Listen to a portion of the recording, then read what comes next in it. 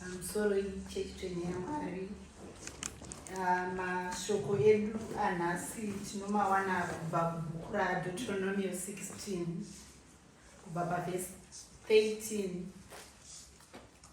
to 17 nekubva kuna John 7 verse 37 to 38 neJohn 8 verse 12. Upenyu wangu unofara ndine mwezi yamutende matambudziko azopera ndine mwezi yamutende mweya ndiye ruzeneko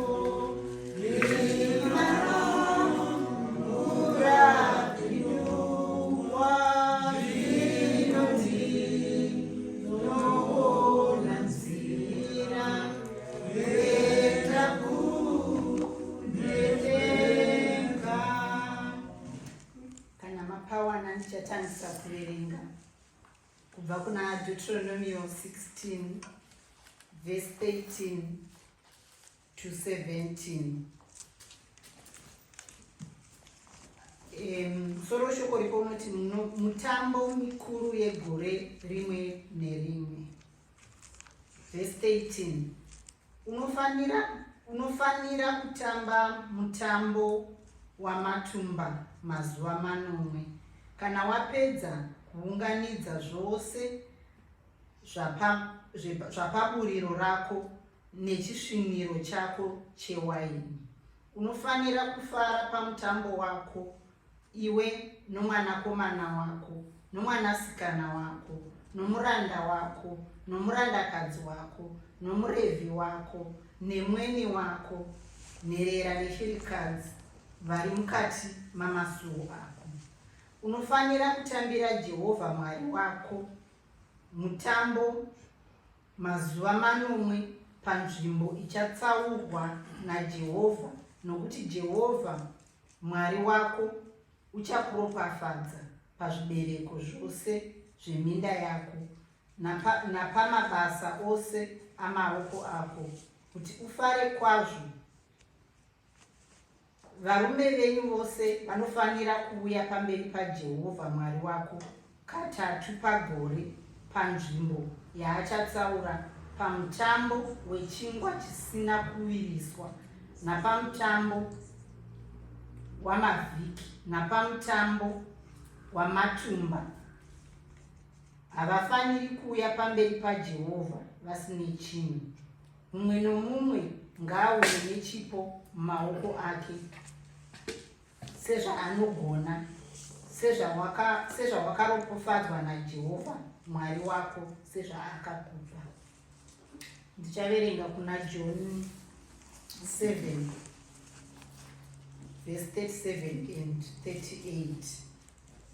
Verse 37, zvino nezuva rokupedzisira, zuva guru romutambo, Jesu wakamira akadanidzira akati, ani nani kana ane nyota ngaauye kwandiri anwe.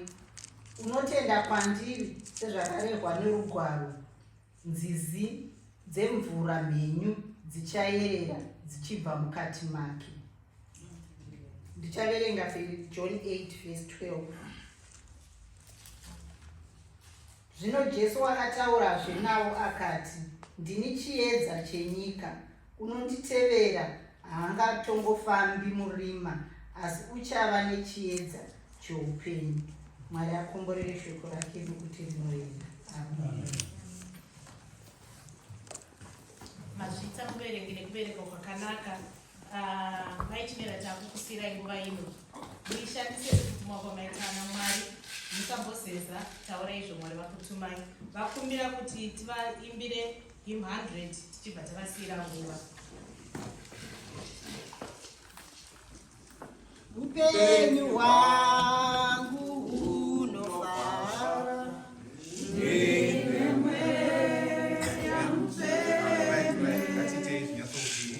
vati vanodzokera tikasaimba mushe.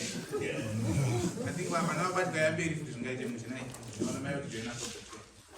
Now I'm very. But if you are the ambassador, and now back when I work in one part, I tell you, I want to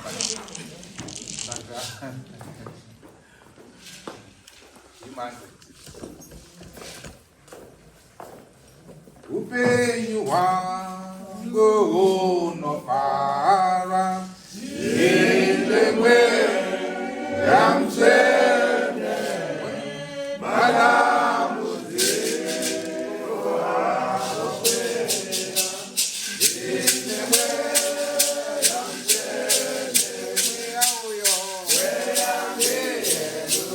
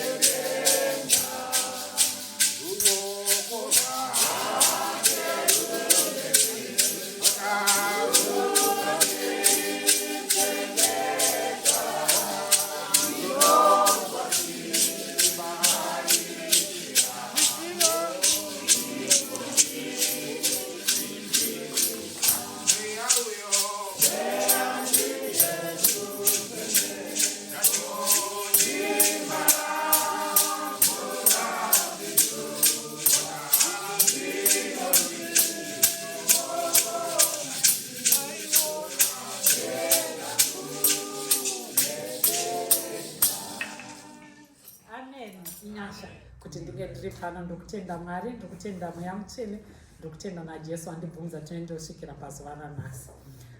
Saka ndichakumbira maidhokani undisvitsewo pana tenzi. Muzita renyu Baba neremwanakomana neremweya mutsvene. Jehovha, tinodzoka pasi pechigaro chenyu masikati ano. Mai Chimera wamira uyo mudziyo wamuri kushandisa mukati memasikati ano. Takumuisa Jehovha pamberi penyu Mwari kuti masoko abve kwamuri. Tinomuziva akambotaura nesu in different ways. Asi tiri kuti Mweya Mutsvene chigarai maari mukati memasikati ano. Atauriro shoko ramunenge mamutuma. Bvisai kutya, bvisai Jehovha zvingake zvingamudistract, asi tiri kuti Jehovha tagarira kunzwa shoko renyu. Tinokutendai Mwari, amutiunganidzire pasina. We believe you've got a word for us this afternoon. Naizvozvo tinokutendai, tinosiya mbiri muzita renyu rinogara nekusingaperi. Amen. Amen. Amen. Muzuva ranhasi Ndinoda kukutendai mother nekuerenga kwakanaka. Ndauya ndakakumbirwa namufundisi kuti hanzi nhasi yange i-harvest drive kana kuti harvest push. Saka vaiti pavakazenge vachindifonera vachitumira message vaiti hanzi vaitarisira kuti yaifanira kunge iri a-virtual service pakatanga gore. Saka panga pasina vanhu vaifanira kutumwa taifanira kuchinjana. I think the idea ngere kuti virtually I think ndo vanga vachifanira kuparidza. Saka ndaizoti kodai yange yangoramba ingori virtual tangoita either wangoparidza kana kuti tangoparidza virtually tiri kwatiri, because I've never been to Nottingham apart from pakamborwarawo nhengo yedu pataenda kuhospital patakauya kuspa kunoko. Saka ndikati Nottingham, how far is Nottingham? Oh, it's 2 hours from Northampton, but well, 1.5 hours from Northampton. But ndakangoti kuna mufundisi ndinozoita Mwari vari mubatsiri. Saka muzuva ranhasi musoro wesoko wandinoda kufamba nawo, I'm not sure kuti harvest target yepanapa ichigosa 10,000 pounds. Makaloncha nemari around 3,000, saka not 50%. Saka ilili muzuva ranhasi ndauya ne-teaching sermon. Handisida kuuya kuti neshamu yekuti ndikuya kuzokuroya kuti 10,000 tiri pa 3,000, saka what can you do kuti musvike pa 10,000? Ndauya ndichitarisa pandaizoti Mwari, what am I going to talk about? Ndakanga ndichinamata ndichivhura mashoko ndobva ndangoita stumble upon nyaya yekuti harvest festival kana kuti kukohwa kana kuti kupembera kwatiri kuita muzuva ranhasi muperiod yatiri harvest inoi, what's the significance of it? Saka inini ndakaenda kuti ndinonyatsotsvaga kuti harvest zvinomborevei, because pamwe pachona gore negore tinongonzi i-harvest after harvest after harvest after harvest. Pandaifunga mukukura kwedu tiri kumusha, I think harvest would make sense, because taikura tichiti tiri munguva yekudyara, munguva yechirimo. Even nichigara kumatauni maenda kumusha monosvika muchisakura, monosvika muchidyara, mosiya chibage chasvibira, modzoka holiday yemuna April, modzokera kumusha moona chibage chapo chaibva, vanhu vachidya nyimo, nzungu vachiita sei. Pozochisvika nguva yekuti chibage chiya chaoma, muchitema, mounganidza, muchiita. Then paizoita harvest yekumusha, I remember kuti vanhu vaizoenda vaine magate, vaine masaga echibage chavakakohwa, vaine zvirimwa zvemugarden zvavanenge vainazvo. It was a true harvest yekuti unyatsoona kuti zveshuwa takaona riri ivhu, tikatora mbeu tikadyara tikaita. It really makes sense. Saka ndombofunga kuti vana vedu even ndikada kutaura nyaya yekuti harvest is just an imagination.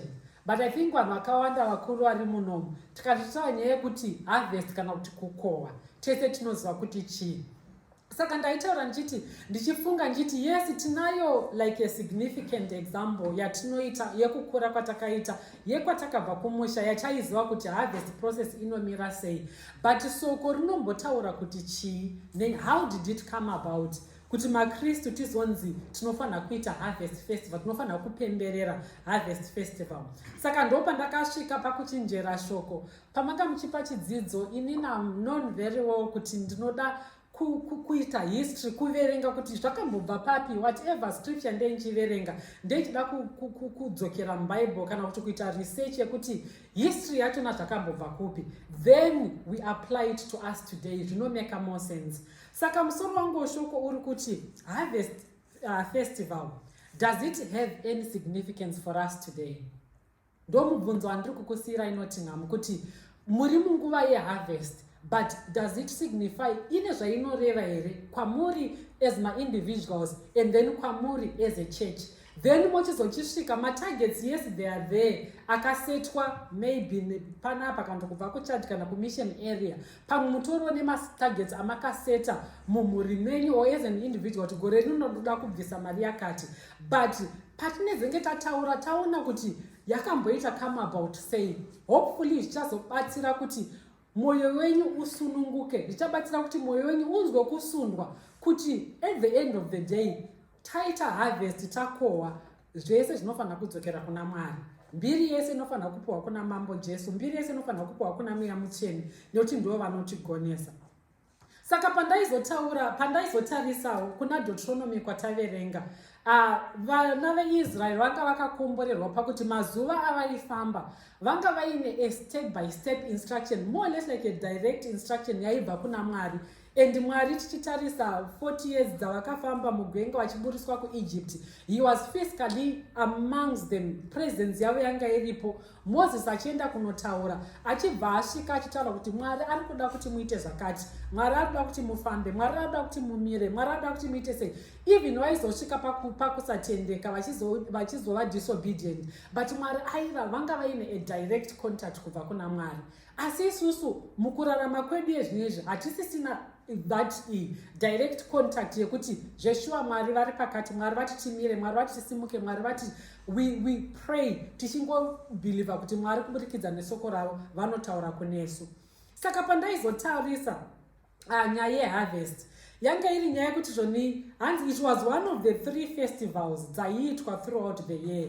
Panga paine muverengi wedu ataura kuti the Passover week, kwakuine the harvest of weeks, kwakuine the festival of tabernacles, kana kuti kupembera kwematumba, which is what we call the harvest. Saka pandaizotarisawo kuti what does it mean. Saka inonzi feast of tabernacles kana kuti Sukkot, ina SUKKOT.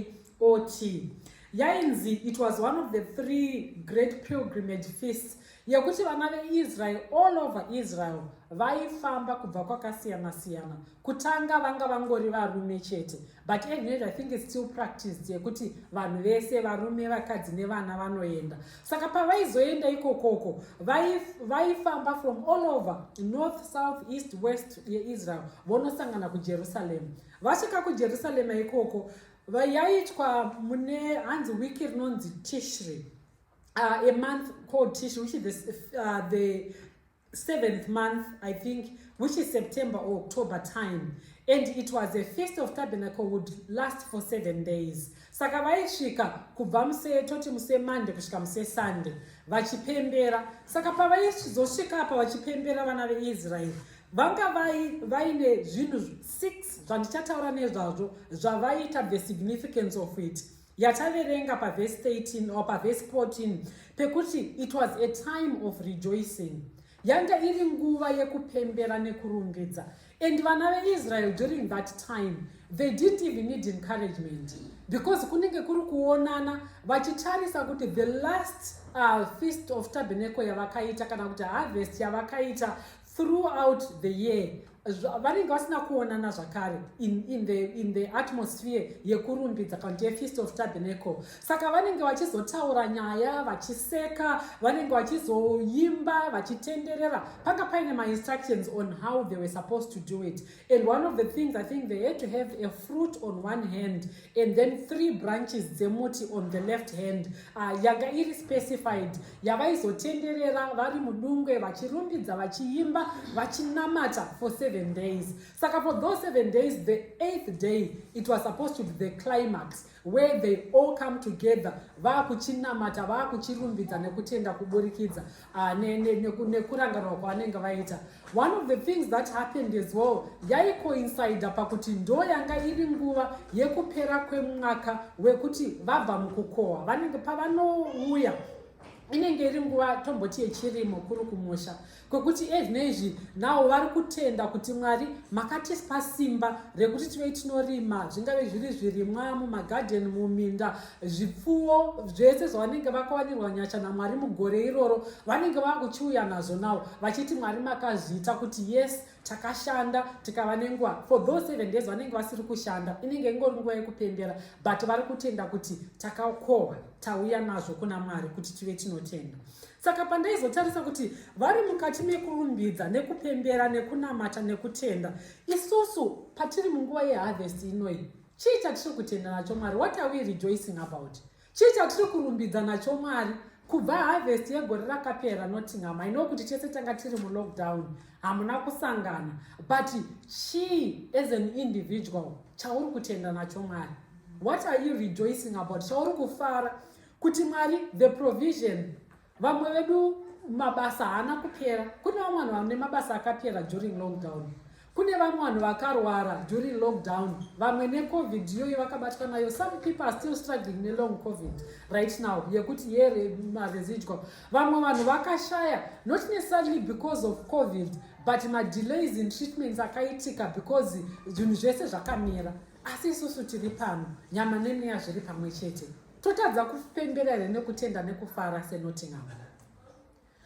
Kutenda nekufara semhuri yekwamataruka, mhuri yekwakapuma, mhuri yekwakumbula, kuti Mwari makazviita tiri pamwe chete, nyama nemweya tiri pamwe chete. Kune vanhu vakashaya munguva ino yekuti tine vadikani vedu kuZimbabwe, vamwe vangu vari so close to us, hatina kutokwanisa kutravela kuenda kunovaviga kumusha nenyaya yecovid, asi tichingori panapa, nyama nemweya zviri pamwe chete. Saka zvakawanda kungonaka kwavo Mwari, kungomuka, kungoti unzi uri ani, whoever you are, inguva yekupembera.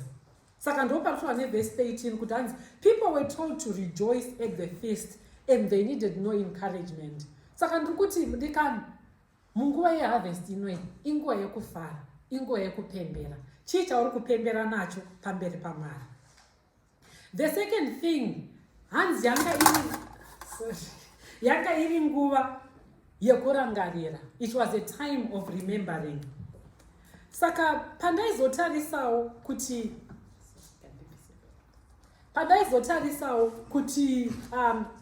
Feast of Tabernacles kana kuti Sukkot yachona, hanzi it means maboots kana kuti matumba.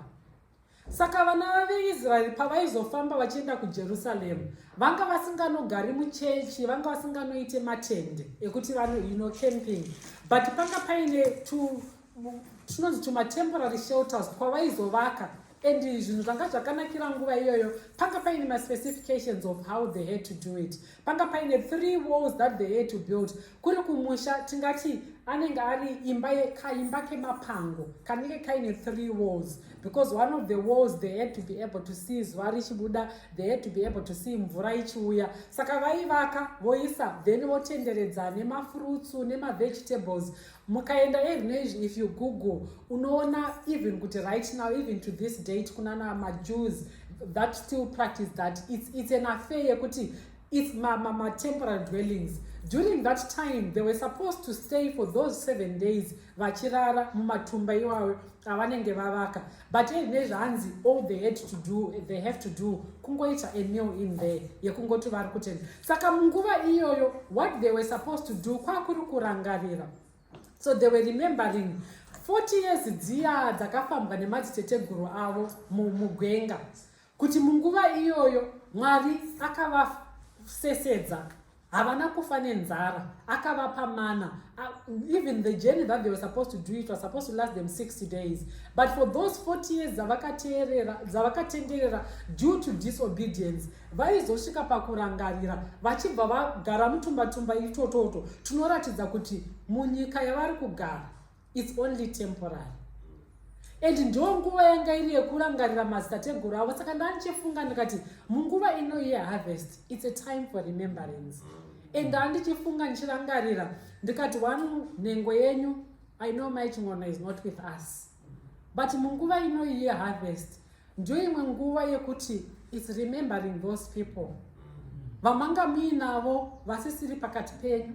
It's also time to remember them as well. And then inguva yekutarisa kwamakabviswa, be it kubva kuZimbabwe chaiko, being here, I think inyasha. We know how hard, how difficult things are. Tine nyaya dzakasiyana-siyana dzekuti vanhu mapepa makawana sei. Some people have been here for years, havana mapepa, but uri kungorarama zvakangodaro.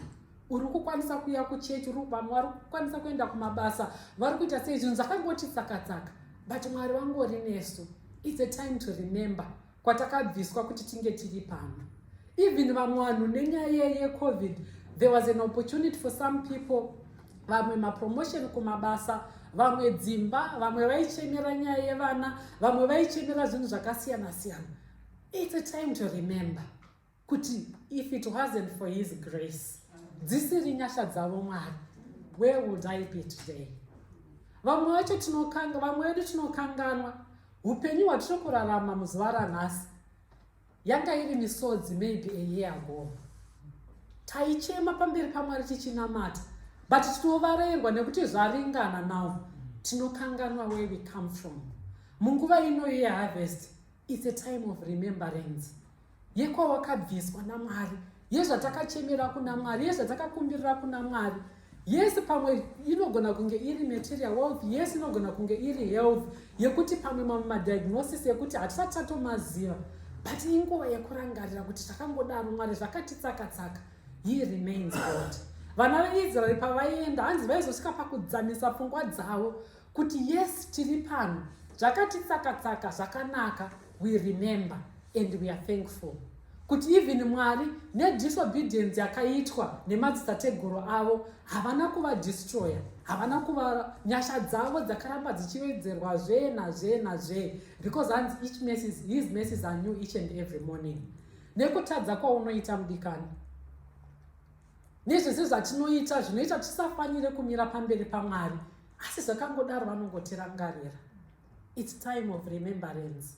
Munguva inoyo yeharvest, pauri kuzouya nechipo chako uchiti Mwari ndo harvest yangu yandiri kuuya nayo yegore rinoiri, there's so much to think about. Ndataura nyaya yerejoicing, ndataura nyaya yeremembrance. Soko ranga richizoenderera pamberi zvikanzi it was also a time of seeking. Yanga iri nguva yekutsvaka Mwari. Soko robva rataura kuti hanzi the time has come and the time is now that they that worship the Lord should worship him in spirit and in truth. Saka pavaizotenderera vana vaIsrael for those 7 days, vachienda building up to the climax, vaizosvika munguva yekuti vaitenda Mwari for the blessings dzakatitaurwa kuti makomborero avakaisa pamusoro pazvo. But yanga iri nguva yekuchinamata nekutenda Mwari kuti hakusi kugona kwedu kana kungwara kana kuziva kwedu. Yanga iri nguva yekuti they were praying, vainamata vachitenda Mwari nekuda kweupfumi, vachitenda Mwari nekuda kweutano, but at the same time vachitenda Mwari even kunamatira zuva nemvura kuti yes gore rapera takakohwa taanazvo izvo zvatauya nazvo, but mumwaka uri kuuya pamberi Mwari tinoda kuti muzotiunzirawo zuva, Mwari tinoda kuti muzotiunzirawo mvura, Mwari. And then in the modern day vanenge vakuchinamata kuti may the Holy Spirit come down, mweya mutsvene ngauchidzika uye utisimbise uye uchititungamirira. It will be more or less like inguva yegoal setting kana kuti resetting, kuti yes ndokufamba kwakaita gore iri, asi Mwari ndiri ndega, gore raakuchitanga raapamberi, handikwanisi ndiri ndega, ndaakuda presence yenyu.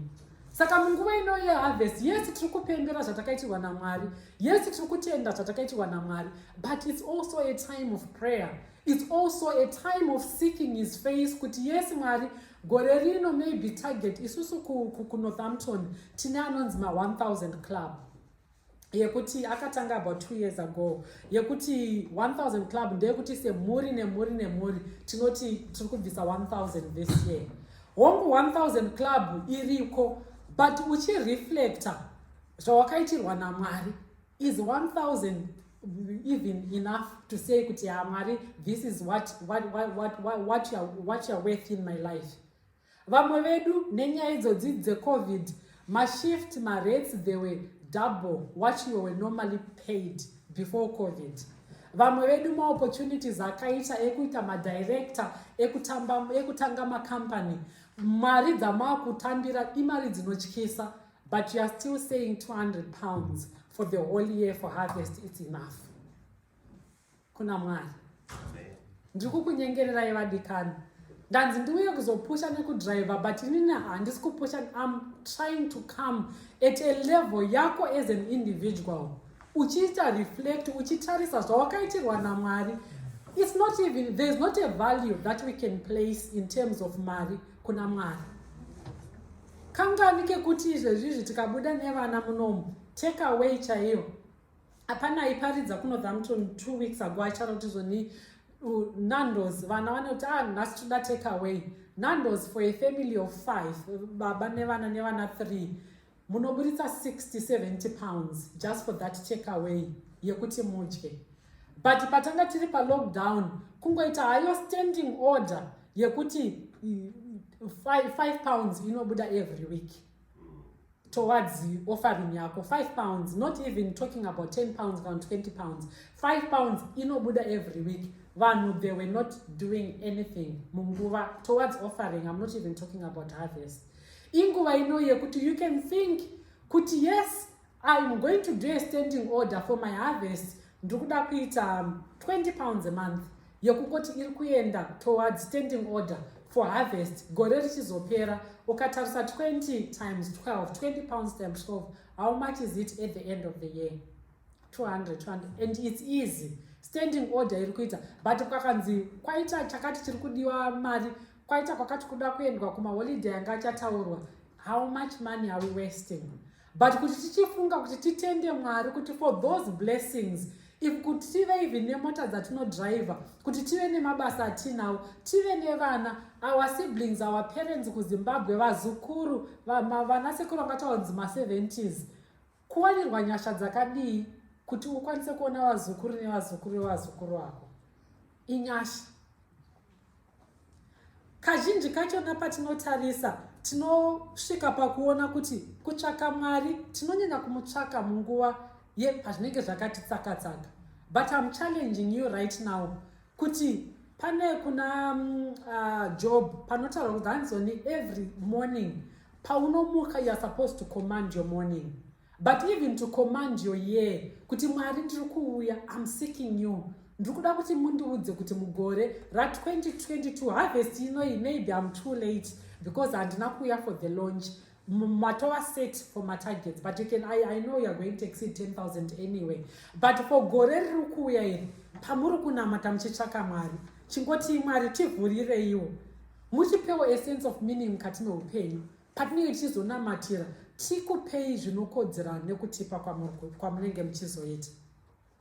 And then for them, it was also a time of sharing.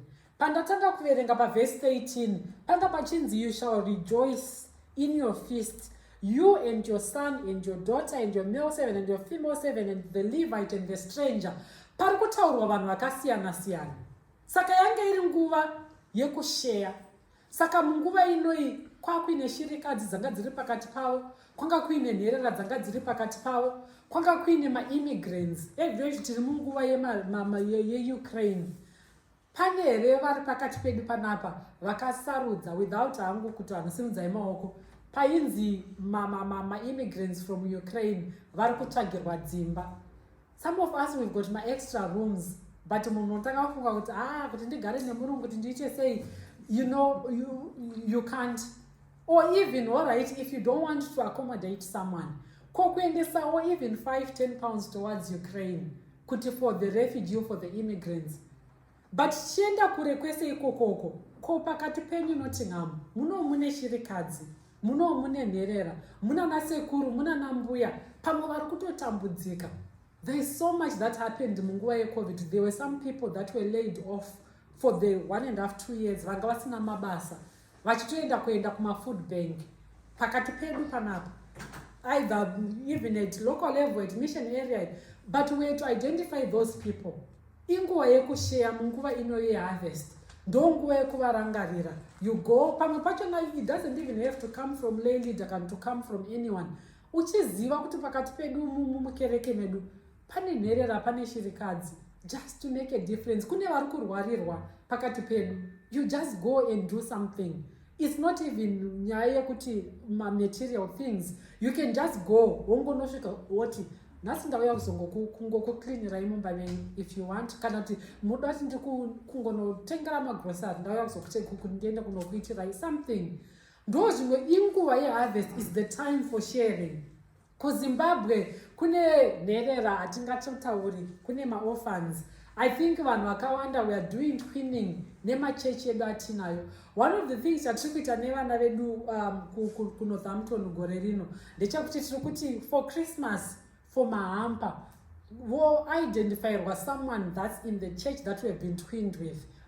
vochiita compilation yetumaboxes tuyacha tumahamba twavanoisa zvinhu imomo gore rese richifamba. Panozosvikawo time yechristmas tochitumidzirawo isi tine chimukoko kuenda kuchimukoko kubva kune vana vedu. They've been paid with someone mumwe mwana ari kuchimukoko. You know, it's things like that, zvinhu zvidiki izvozvo zvekuti we are sharing.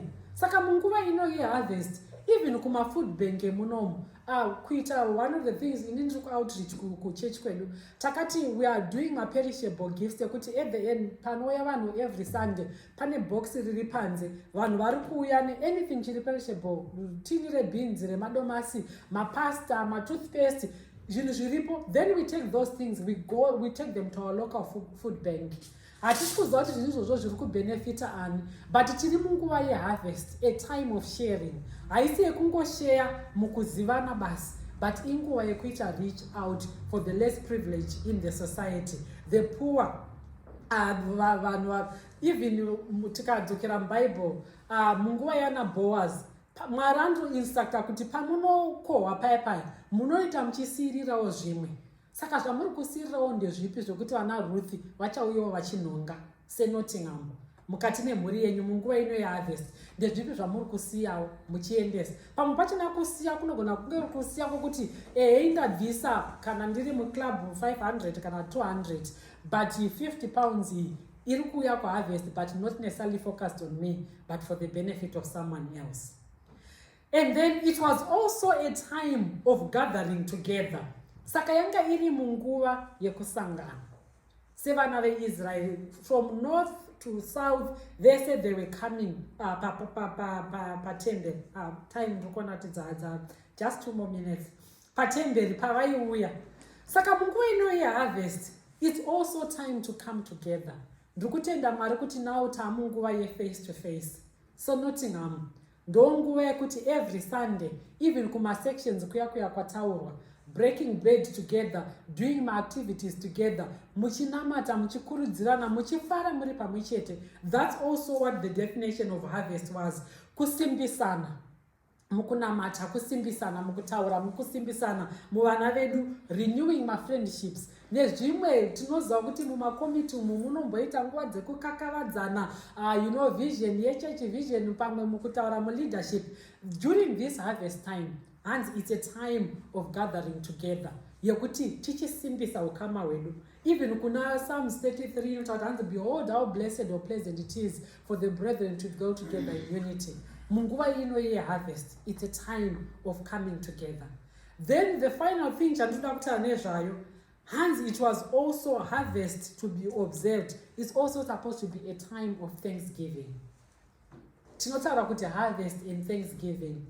Papa chitaurwa paverse 17, vana veIsrael vachikurudzirwa kuti hanzi umwe neumwe sekupuwa kwawakaita. Saka tichitarisa just for the past year, harvest last year, kusvika panguva ino, it's a time for you to reflect kuti Mwari makandiitirei. As an individual, as a family, as a church, Nottingham, zvii zvamuri kutenda nazvo Mwari. Target ye 10,000 ndikada kuverenga kuti vanhu munomu muri vangani. If we were to say okay pasara 700 and we were going to divide kuti vanhu obata, maybe it's even less than 500 pounds a person kuti musvike kutarget yenyu ye 10,000. But uchienda uchinoreflecta wega. Ndauya some prompts. I did this pandakambotumawo kuti ndilonje kuchechi kwangu. Harvest last year but one I think it was. Pane anonzi gratitude journal. Pane this journal here, it's 5-minute journal. You don't have to have a journal to buy a journal. You can get a notebook. You can go to every day. There's things that you're supposed to do. 3 things zaurikutenda nazvo Mwari kuti Mwari nhasi I'm grateful for. 1, 2, 3 every day. Either you do it in the morning kana unoenda usati waenda kunorara kuti Mwari ndikukutenda iye zvakati. And then what would make today great? Chii chaungaite iwewe as an individual kuti umake a difference either kubasa kwako, either kumba kwako, either to someone else. And then kune ma-affirmations arimo ekuti you can say I am fearfully and wonderfully made. I can do all things through Christ who gives me strength. I'm brave. Paunenge uchifila kuti you are weak, what I'm strong. You know all those things that you can affirm yourself. And then 3 amazing things that happened today. At the end of the day, usati waenda kunorara. So 3 things zvauri kuti nazvo Mwari. Then 3 things zvinenge zvazoitika zvauri kuti Mwari mazvita. Saka we started a habit here tinoti the gratitude journal. Yekuti pamwe pachona kuti unyatsoti uri kutenda Mwari harvest kazvinenge zviri zvekufungidzira. But if you take it, uchiita each and every time, so I've got here, kuti in this jar, there are moments of light, joy and gratitude. Moments when I laughed out loud. Yokuti kungo seka so kutenda Mwari na izvozvo. You write them down. You put a paper zvangu. Ndoisa every day. I do this with my kids, with my husbands. They are not as consistent, but then I try. And then you put it. Kuti chaitika zuva iroro. Those 3 that you put in there. When you notice the beauty around you, kutenda Mwari because of the creation, zvakatitenderedza, or an act of kindness that you might have done or somebody did to you, or you were used by God for His glory. Nhasi pandiri kutoendawo manheru ndiri kutoenda ndichinotenda Mwari kuti mandipawo the ability kuti ndive a vessel. I put it in there. And then when you were assured of God's presence, kuti unyatsonzwa kuti Mwari vari pakati pedu, nhasi ndanzwa mweya wafamba. It goes in there. Trusted God and let Him take control. When I received a genuine compliment, kungoti munhu ari kuti Mrs Chimera unondikomborera, I write it, I put it in there. Or Mrs Chimera nhasi wakachena, I write it, I put it in there. All those little things, when you accomplish a challenging task or reached a goal, ndinoisa zvese izvozvo kusetwa myself, inini I run a lot, ndinoita I run that, ndakwanisa kuita race, ndakwanisa kumanya 2 kilometers nhasi, I put it in there. When I knew I was loved, when I thought to myself, I need to remember this, pandinozotenda Mwari, you put all those things in there. These are the things zvandiri kutenda Mwari nazvo so far. I think I've got another full jar. Equally glass jam with pickling. And then to try and encourage myself or my kids to keep doing nekuzotenda Mwari. I have a reward. Saka inini ndinozviti kana ndaita journaling yangu consistently every day for that week, ndinozvipa kana kuti 5 pounds kana kuti 2 pounds, and I put it in here. Saka panozopera gore ndakuchiti ndakuendesa harvest yangu, or at the end of the year patinoita crossover, before crossover, I tilt everything out. Ndochitanga kuverenga kuti during this year, this happened, this happened, this happened, this happened. Saka kana ndichida kuti ndizochipa kuti kuna Mwari ndiri kutenda for all this that He has done for me, 5 pounds or 20 pounds will not be enough for me to bring to harvest. Nepandinge ndakapfudzwa napo naMwari, nema-challenges andinenge ndakasangana nawo ekuti I'm still here, I'm still standing, I'm still alive. Ndosoko rangu randauya naro kwamuri nhasi Nottingham. Kuti those things, yes, vana veIsrael vachiratidzira kuti the significance yacho yanga iri nyaya yekuti they were rejoicing. It was a time of thanksgiving. It was a time of remembering. It was a time of seeking. It was a time of sharing. It was a time of gathering together. Pamuri kuzoita zvinhu zvese izvi, even neharvest yenyu, I think 10,000, we have already exceeded it. Saka challenge yangu yayekuti tiri pakati, handiti, is it the last weekend of July, pachaitwa harvest. Then pozochita the last weekend of August, pachazopenderwa harvest. You've got time, starting today. Kungoti Mwari, I'm thankful for this. Mwari, I'm thankful for this. Write it all down. You don't even have to put a jar. And then just open that notebook and see whether the Lord is deserving of 10 pounds only. Muswe harvest. Yiti muzita la Baba, nere mwanakomana, nere mweya mutsvene. Amen.